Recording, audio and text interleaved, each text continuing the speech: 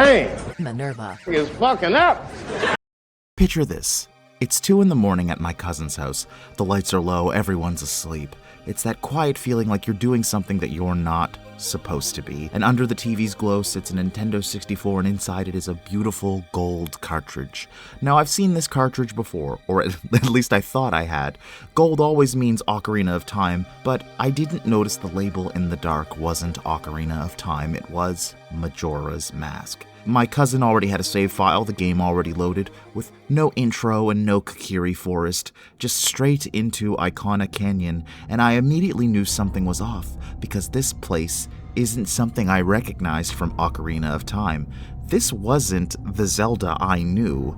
There are stone ruins, dead silence, and then suddenly when you get too close to this music, this warped, carnival-like tune that never stops. So I approached this house. This music followed me and pulled me inside a beautiful furnished home, well lit and clearly abandoned.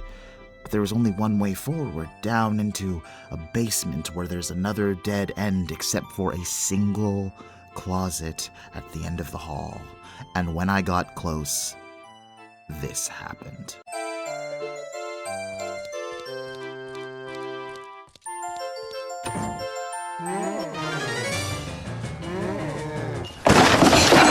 At which point my heart is racing at like 160 beats per minute. I shut the console off and spent the rest of the night staring at the ceiling, replaying it over and over in my head. And this was my first introduction to The Legend of Zelda Majora's Mask.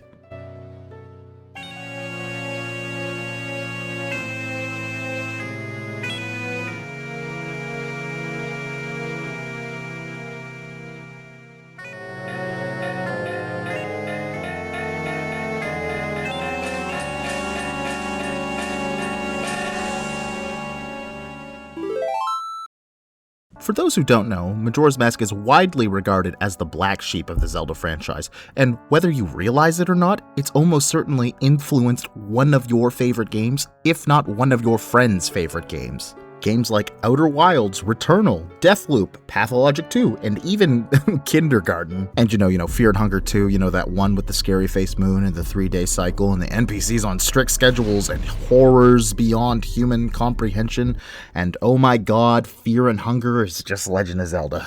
What took you so long, idiot? So, what is Majora's Mask? Instead of Hyrule, this game takes place in Termina, an alternate version of the world that you should know, but everything just feels wrong. The landmarks are twisted, the faces of characters that you should recognize are just odd, and they now have a personality and tragedies and routines and deadlines. And of course, hanging over all of this is the moon. Where do I hookshot around here? Fucking Jesus Christ! A fucker came out of nowhere. This massive, grimacing face in the sky that is slowly falling towards the planet, and you're given just 3 days before it crashes and wipes out everything.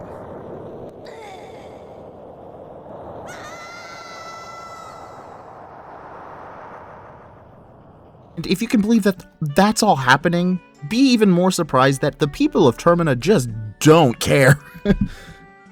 Okay, that's a lie. The people of Clocktown, the central hub where the game takes place, the people do care, but they're endlessly arguing about whether they should evacuate or keep planning for the festival, or that canceling it will ruin the economy, but continuing it might get everyone killed. However, we will get to that in a moment. Let's just change pace right quick. Chronologically, Majora's Mask takes place a few months after Ocarina of Time, after Link has defeated Ganondorf and he saved the world. He is now sent back in time and he's older mentally, heavier emotionally, and now traveling alone. He is now searching for his beloved and invaluable friend that he had parted ways with at the end of his journey. You know, the one that everyone talks about hating, the one that hits the,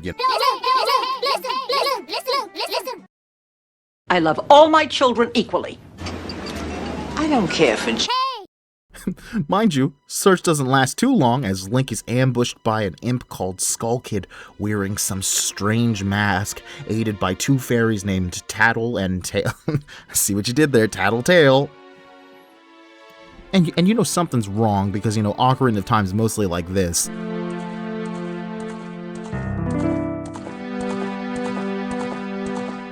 And then Majora's Mask just zooms in on Skull Kid and just does this.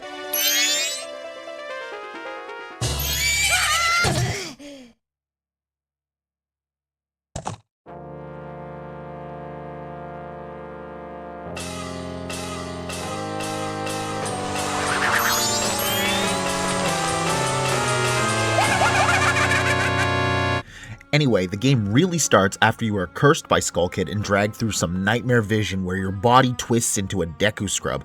Skull Kid laughs, he steals your stuff, and he leaves you behind with Tattle, his fairy companion, who is very unhappy about this arrangement. My disappointment is immeasurable, and my day is ruined. Stumble through what is absolutely not tutorial land, and eventually run into the happy mask salesman. He delivers his iconic line.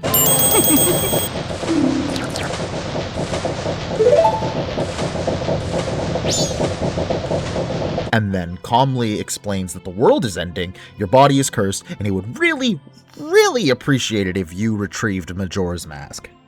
He also promises to help you, I guess. Anyway, with that, you are finally sent into Clocktown proper.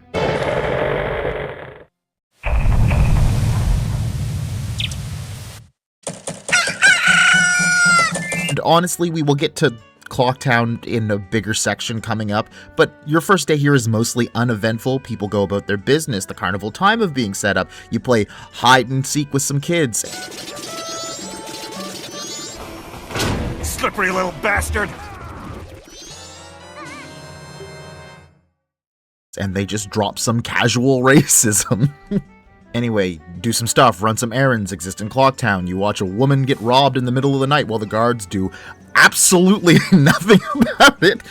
You learn some magic, you get the ocarina back, discover you can reset time inside of a 3-day loop, and finally, you are freed from the curse.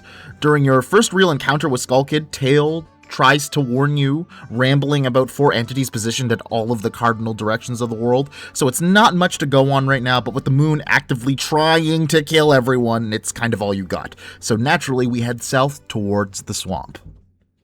Now, Southern Swamp is fine. Okay, it's the most okayest place in the entire game. There's not much to talk about. The big problem is that the Deku Princess is missing.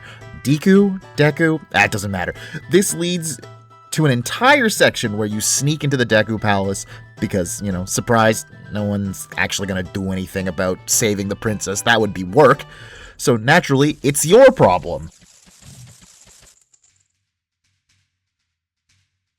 What I will importantly talk about is, oh my god, the music in this game is incredible, and honestly, the first mini-boss and the first actual dungeon boss are fantastic, absolute standouts. Firstly, if you've somehow never played a Zelda game, you will learn real fast that things are about to go very wrong the moment you walk into a room and the door slams shut behind you. Oh shit. And remember, Majora's Mask is basically a borderline horror game, so when the song kicks in, it is not subtle at all. It just comes in all aggressive, and as a kid, it would scare the hell out of me because it would just go...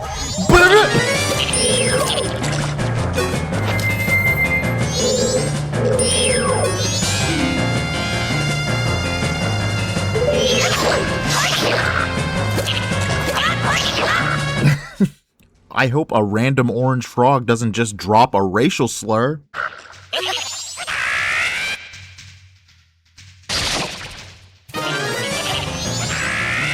And finally, you reach Adalwa, the first boss of the game, and this is something I've always loved about Majora's Mask. Now, in most Zelda games, bosses have like a giant glowing eyeball, you get a new item, you shoot the eye, and you win. It is simple and effective, and it has been repeated forever in every Zelda game ever. Adalwa doesn't really do that. You can fight him almost however you want. Arrows, sword, Deku flowers, bombs.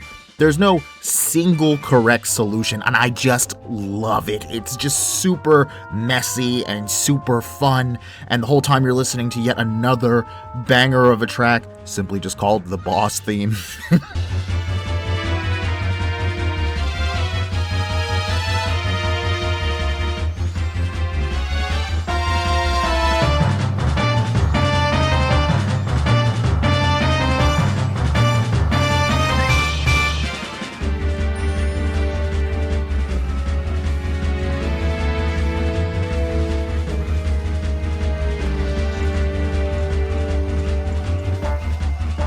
With that, a Dalwa goes down, you find the Deku princess and put her in the pony jar. Don't look that up. You bring her back to the palace, let her out, and she immediately attacks her father in a way that is not subtle. Like, I get it's a Japanese game, but I was not ready for whatever this is. But hey, it was just a one-time thing. Highly doubt it will happen again. This is what we like to call subtle foreshadowing. Subtle, like, a brick to the frontal lobe. With that done, you can play the Song of Time and reset the clock, and with the swamp handled, we head in the exact opposite direction north towards the mountains to a place called Snowhead. And the atmosphere here is just incredible. The entire Snowhead region is completely frozen over, and at first you might think, this is normal, but a quick stop at the local blacksmith tells you that this level of ice and snow is not natural. As you travel through Snowhead, this haunting track is playing in the background as you continue, and you start to meet the Gorons, one of the classic Zelda races, and they're struggling. The snow has buried most of the rocks that they rely on for food, and they're not built for this kind of prolonged cold, and some of them are literally frozen in place. As you make your way through the region, you eventually encounter the spirit of a long-dead Goron warrior, and with the help of a special item, he appears before you and begs you to heal his soul. Now, earlier in the game when you freed the Deku curse, it's revealed that it wasn't really a curse at all. It was the lingering spirit of someone who hadn't been able to move on. Believing you've recovered Majora's Mask, the happy mask salesman teaches you the Song of Healing, and it's one of the most beautiful tracks in the game. Haunting and deeply unsettling in a way that just really fits the mood of this game. And afterwards, once the happy mask salesman finds out you didn't get Majora's Mask, oh boy, is he not happy.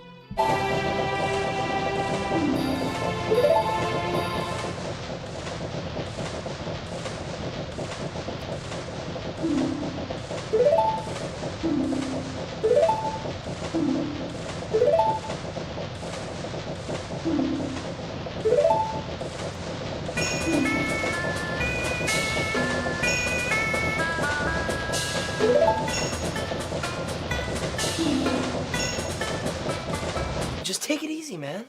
Now, with the ability to transform into this fallen Goron warrior, you help the locals get back on their feet and head towards Snowhead proper to deal with the dungeon. Before we go any farther, there really isn't a better time to talk about this, but there's something in this game that has always kinda messed with me.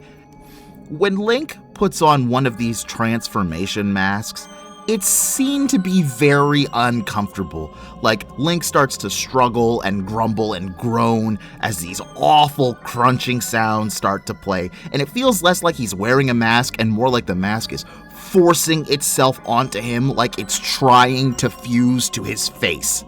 And just when you think it can't get any worse, Link lets out this absolutely nightmarish scream as the transform finishes.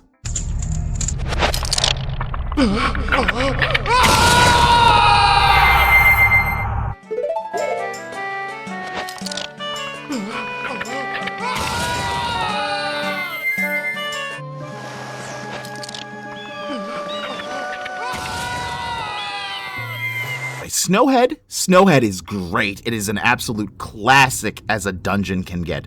You've got puzzles, combat, vertical navigation, and a giant central structure that you have to manipulate just to reach new areas. And with the Goron form, you can curl into a ball and launch yourself across the dungeon at absurd speeds, which becomes like the core mechanic of moving through the place. The one downside, the mini-boss.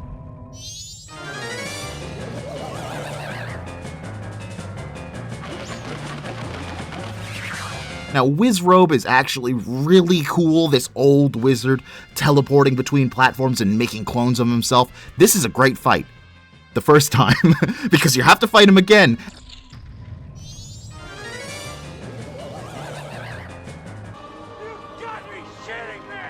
Disappointed! And then he shows up later in the final dungeon like, How many times do we have to teach you this lesson, old man? and I'm just gonna say it.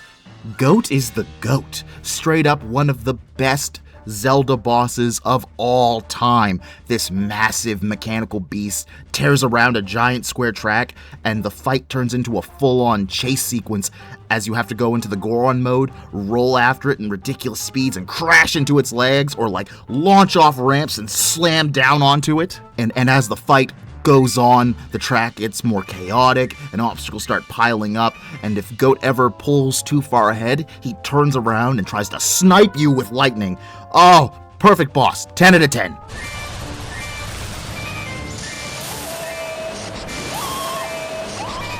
Okay, and with that, it is time for Great Bay. The very first thing you do when you arrive is once again heal another lost soul, and this time it's a fallen Zora guitarist. Now, this game really tries to frame it as, oh, you're just helping him recover eggs from a Zora girl from his band. But if you're paying even a little attention or catch some of the very suggestive framing, you slowly realize those aren't just some random eggs. Those are his eggs. He's the father. Oh, God, I knew you two were fucking... Anyway, with the Zora mask in hand, you can head straight to the Garuda, I don't know, pirate fortress to recover the eggs. And once again, another absolute banger of a track.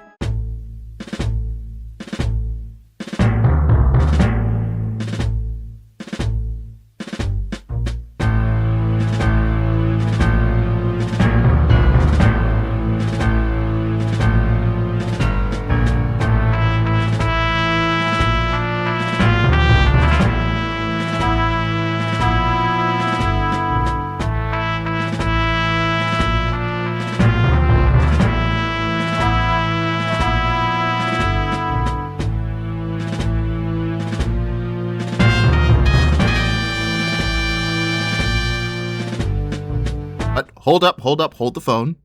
Before we continue with Great Bay, quick detour. The most important part of Majora's Mask is actually the side content. Now, if you redo the hide and seek game and join the bombers, because you're not a Deku scrub and racism, and you get you get the bomber's notebook. This tracks your side quests, and more importantly, when you need to do them. Important when you're on a time crunch. So, there are 24 masks in total, and that is my definition of 100%, and yes, we will be getting all of them. So, first, reset time, fight Goat again. Majora's Mask does this cool thing where it lets you rematch bosses that you've already beaten. Head to the Goron City, grab a powder keg, sprint it to the racetrack, blow open the path to unlock it again. Now you can do a little Goron race, but be careful because if you mess up just once, oh boy, you are restarting. Win the race, get the gold dust, take it to the blacksmith, hand over your sword for the night, grab another powder keg in Clocktown, and head to Milk Road. Out on Milk Road, you will reunite with your horse that Skull Kid stole, and you will help meet Romani and agree to help her with an alien problem. Yes, there's aliens for some reason stealing cows.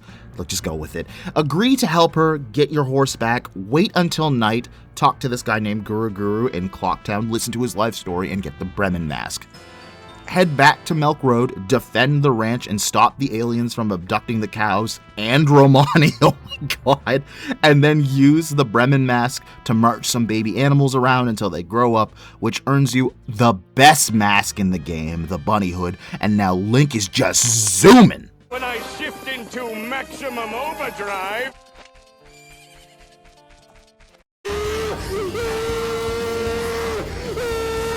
Whew.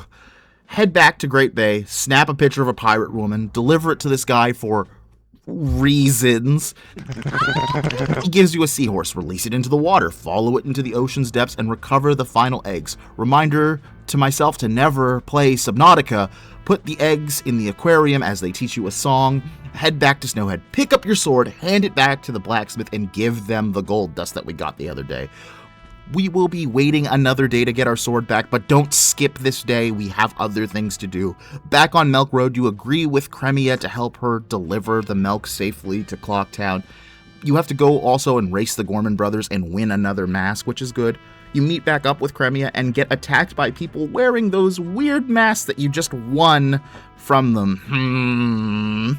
Upon successfully fending off these bandits, you are given a bottle with milk, which is apparently alcohol in this world. acquire another mask, which lets you get another mask afterwards. You finally ignore all of that, go back on the final day to get your best in slot sword and reset time with all your new upgrades and all your new masks. And now it's finally time to do the water temple. Oh my god. It's been 84 years. And Great Bay Temple. It sucks. It sucks. The main mechanic is just controlling the flow of water to have it go clockwise or counterclockwise while navigating different rooms. And on paper, it sounds fun and clever, but in practice, it's disorienting as hell, and you'll often find yourself swimming back into rooms you've already cleared. And because the water moves a certain way, retracing your steps isn't simple, because if you make one wrong move and you're forced to travel the entirety of that part of the dungeon just to make it back to the middle where you can try again, where you will effectively just make the mistake again. Oh my god. And unlike other dungeons, the music here is just meh. It's not even memorable. It's nothing that really sticks. And even the boss is just fine. I guess it's not great. Look, the game had to fumble somewhere, right? Nothing is perfect. Man, Great Bay Temple. is fucking up. Oh boy, Ikana Canyon.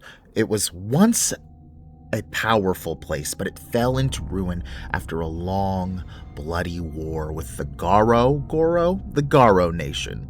The Garo are deadly spies and soldiers, and definitely ninja, and even after their death, their spirits have haunted Ikana, showing the intensity to the rivalry that they had with this other kingdom.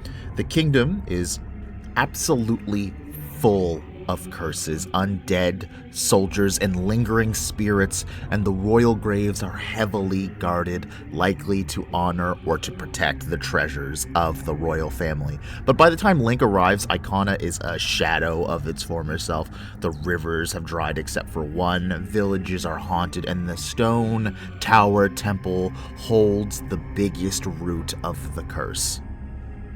The king awaits on his ruined throne, surrounded by his loyal undead officer, and if Link helps break the curse and ascends the stone tower, he can learn the Elegy of Emptiness, a magical song created by the Composer brothers, possibly a weapon in the old war against the Garo. Also, bend drown, bend drown, bend drown, bend drown. Anyway, after going in and dealing with Ikana Castle and defeating the guards and seeing dancing zombies,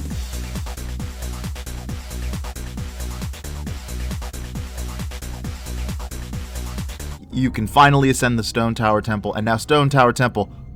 The music! Oh my god, so good!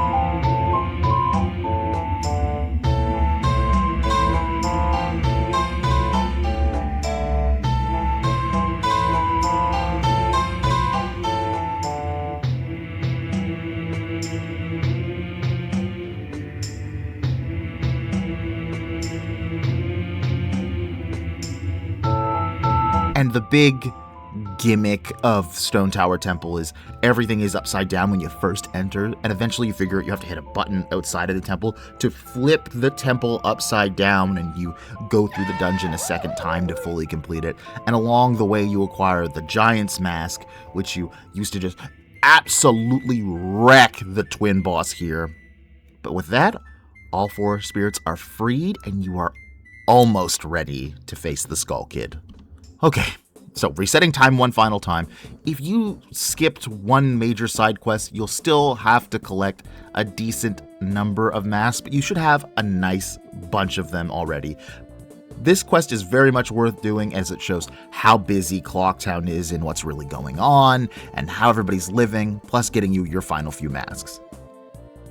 This is going to be pretty fast, so just keep up, slow down, and go back if you have to watch and listen to parts of things.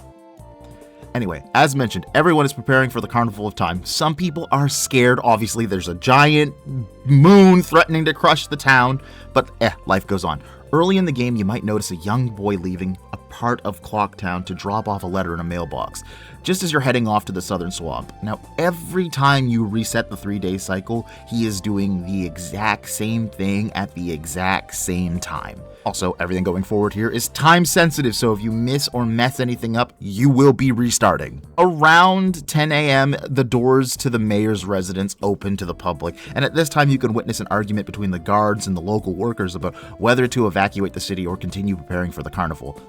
Here is the conversation in full that I totes didn't force my partner to voice act in it for 0 pay and 0 acknowledgement for people who will harshly critique our terrible performances. Most of the townfolk already have taken shelter without waiting for the mayor's order. The only ones left are public servants and committee members. Mr. Mayor and Carnival Committee members, please order those who remain to evacuate. You cowards, do you actually believe the moon will fall? The confused townsfolk simply caused a panic by believing this ridiculous, groundless theory. The soldiers couldn't prevent the panic, but outside the town walls is where the danger is. You want answers? The answer is that the carnival should not be cancelled. Isn't that right, Mr. Mayor? Are you serious, Muto? Seems that giant chunk of rock above us hasn't caught your eye. At this time every year, we are overrun by tourists. So why is the town empty? Clearly, it's your job to ensure the carnival's operation, but that's if people are here for it. Don't drag the merchants and soldiers into this. If the soldiers wish to run, then run, Vicen. We councilmen will stick to tradition. This carnival will be a success. I've never heard of a defense unit abandoning its town. Madame Aroma would surely say the same thing, wouldn't she, Mayor Dotor? Your mom's at the carnival. Around 11 a.m., head to the second room where you will meet the mayor's wife. Now, she thinks you're a private investigator and asks you to find her missing son. So you're given Kafei's mask and can start snooping around. Peek into the back room and read a journal that he has and realize that the guy was about to marry a woman named Anju, so naturally you can head to the Stockpot Inn to meet her and get some more info. This part is also unimportant, but it's really funny. Around noon, she's making dinner for her grandmother, who's pretending to be senile and says she's already ate. You can actually read a journal entry and find out that Anju's cooking is, hot dog ass. Not good. Around 1 and 2, the postman will deliver a letter to Anju from a mysterious missing man that we're looking for. Around this time also you could put on the Goron mask, and for some reason your name is already in the inn reservation list, letting you sneak in a few extra scenes. You can also see the guy show up and see that you just stole his room. Anyway, wear Kafei's mask around the time the postman leaves, and Anju will ask you to meet her around 11:30 p.m. to talk about her missing fiancé. She gives you a letter to mail the next morning, drop it off in a mailbox, and let the postman deliver it. Around 3:10 on the second day, the same letter will reach that young lad that we've been seeing around Clocktown. While he's distracted, sneak into his house and post up like you own the place. Confront him and surprise, he's Kafei.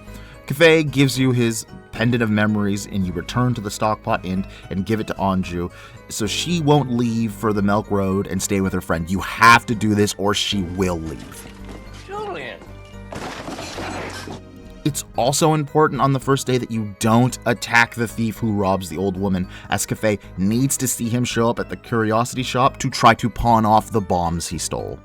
Bomb bag, whatever. When Kafei sees the thief, on the morning of the final day around like 3 p.m., if you enter Kafei's house, you will learn that the curiosity shop owner and Kafei were buddies, and that Kafei ran off to go see where that guy was going and where he lived.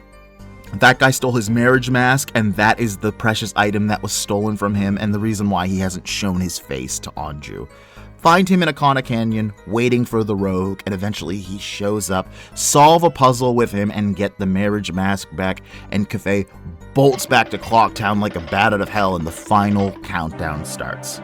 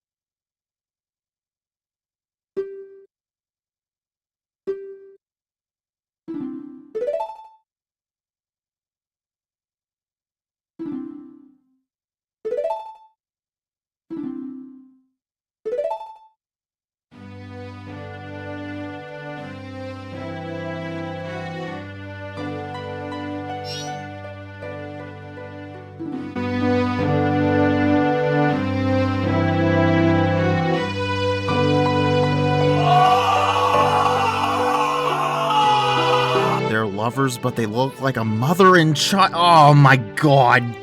Why the hell would Tattle say that? Like, we're all thinking it, but you didn't have to say it out loud. Oh my god. Fine, frig it up. Oh my god, Tattle's so stupid. Rule 34 / Anju and Kafei. Hold me now. I'm 6 feet. Anyway, regardless, finish the quest change. This should give you all of your masks that you need. And now it's finally time to face the Skull Kid for real. Head up to the clock tower and play the Oath of Order. The spirits from the temples rush to confront Skull Kid and the mask itself. Terrified of losing to the spirits, lets out a nightmarish scream. And honestly, I have no idea how anyone even makes a sound like this.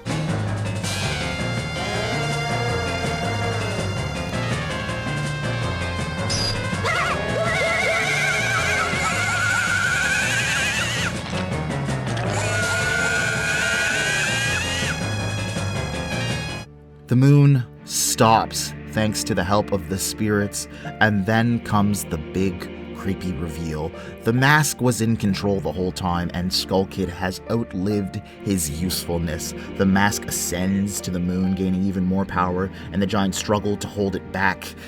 With one final desperate effort, Link charges in after it, diving straight into the heart of madness. Oh boy, and inside the moon, it's so eerily calm. Nothing is happening. It's just a beautiful, sprawling green landscape with a single giant tree in the middle with 4 children running around, each wearing the remains of the bosses as masks.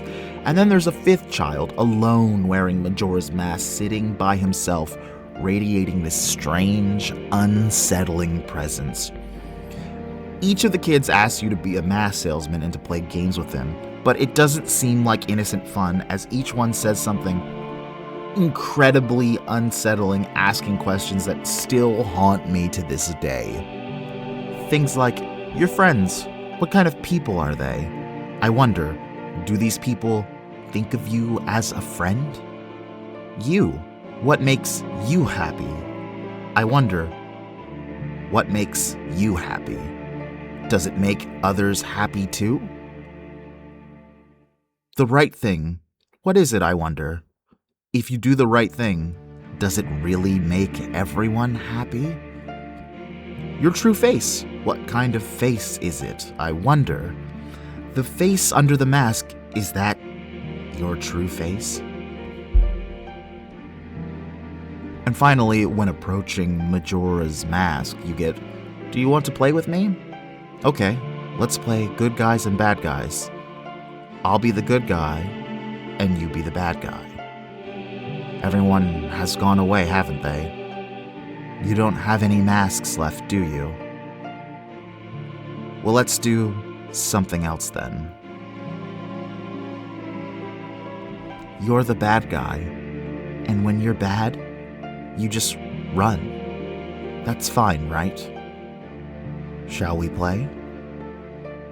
And after exhausting all of your masks with the children, as he states, you're finally given one last mask from Majora himself, the Fierce Deity's mask.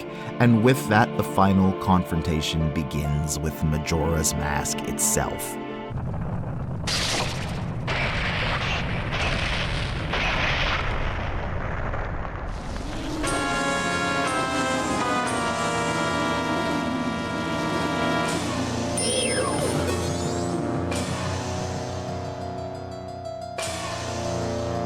Now, while the first form is creepy, sure, but once you beat it, something bizarre happens. It grows arms and legs, and it starts dancing, running at insane speeds, even moonwalking across the battlefield. It's almost like a child singing and laughing and not taking anything or anyone seriously.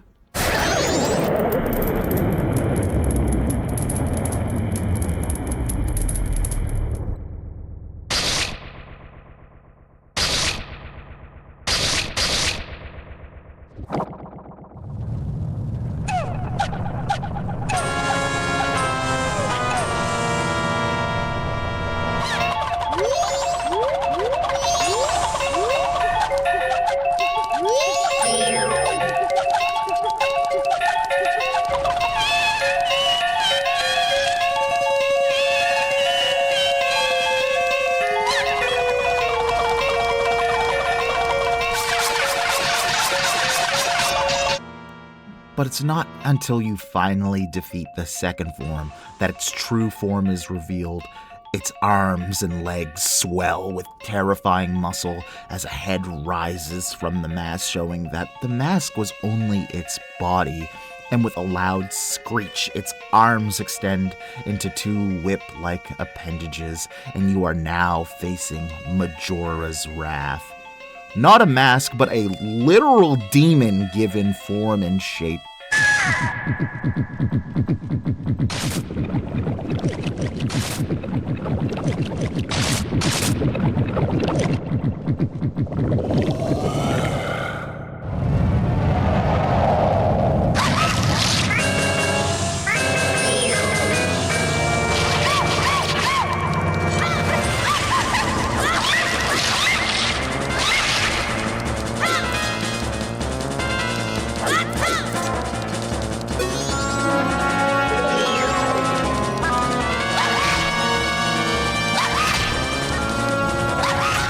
It no longer toys with you, and it sees you as a threat and tries to destroy you. And yet, despite its fury, you overcome it. And before we wrap up here, let's see what happens if you embrace the bad guy option, equipping the fierce deity's mask. Link himself grows tall, muscular, unstoppable, so powerful that Majora can barely land a hit. You are no longer the hero, at least not in the usual sense.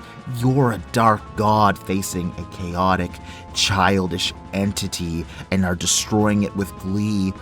It flips the perspective for once. Majora is the one running scared of you. You're stopping his plan and his excitement and the fun that he is having. You're the unstoppable force. You're the monster now. And honestly, I kind of love this. Maybe I'm reading too much into it, and that's fine. Everyone has their take, and this one is just mine. So, I'm just gonna give some final thoughts before I wrap the video up. Things that I missed, things that you might want to know, and just some things that may or may not be true. I'm not sure. If you get the chance, you should go listen to the Clock Tower theme. Listen to all 3 days because it gets a little weird and creepier every single day the moon gets closer to landing on the planet. It's really interesting to hear, and I don't think I'll ever do it justice. Eiji Aonuma was one of the main directors who created Majora's Mask, and he has openly gone on record, or at least someone has him on an interview saying, if he was ever given the chance, he would never make a game like this again. Now, whether that's because he was in a dark place when he created this, or he actually legitimately doesn't think it was any good, I am really sad to hear that. I think the creator of Attack on Titan has recently gone out and said he probably won't make another manga because this is his baby and his main creation, and I'm hoping that's what Aonuma actually means and feels the same way. He doesn't feel like he's in that place anymore to make something as spectacular as this again. And while all of the masks are pretty cool, most of them are just there to get you a heart piece and don't do anything else.